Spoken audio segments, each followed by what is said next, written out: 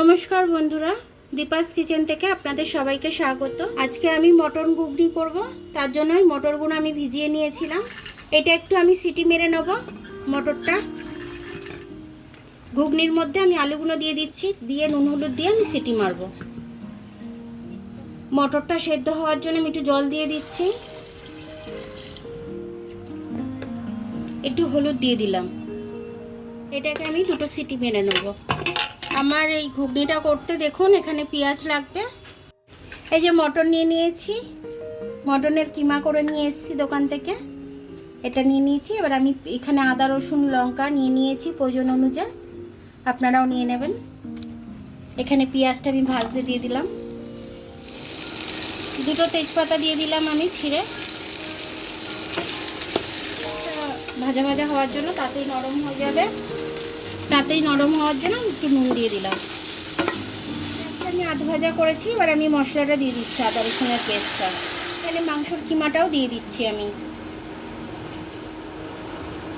এখানে আমি একটু এলাচ দিয়ে দিয়েছি একসাথে মিক্সির সাথে বেটে, ওটা আপনাদের দেখানো হয়নি। একটু হলুদ দিয়ে দিচ্ছি, একটু জিরে গুঁড়ো দিয়ে দিচ্ছি আমি এর সাথে, একটু ধনে গুঁড়ো দিয়ে দিচ্ছি 2 চামচ মতো।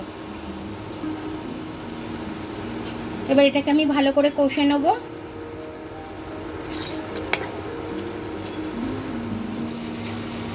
আমি একটু লাল লঙ্কার গুঁড়ো দিয়ে দিলাম কালারের জন্য।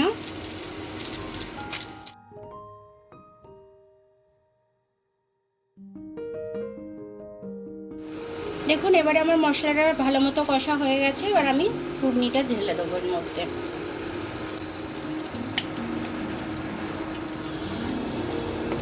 এবার আমি ভালো করে নেড়ের সাথে মিশিয়ে দেবো। একটু আমচুর পাউডারও দেবো এর মধ্যে, 1 চামচ মতো আমচুর পাউডার দিয়ে দিচ্ছি। আমার নিজে হাতে বানানো আমচুরটা। আমচুর পাউডারটা আপনারা আমার পেজে ছাড়া আছে, আপনারা লিঙ্কে গিয়ে দেখে নেবেন।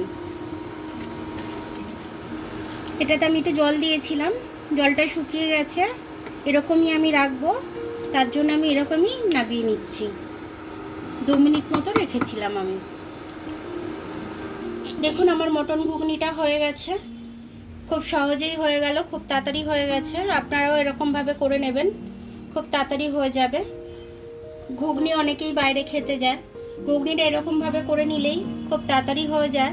আর নিজে হাতে করলে তার স্বাদই আলাদা হয়। বাইরে তো যেমন তেমনভাবে করে, তো বাড়িতে করে খেলে খুব ভালো লাগবে। বাড়িতে করে খেলে ভীষণ হেলদি হবে জিনিসটা।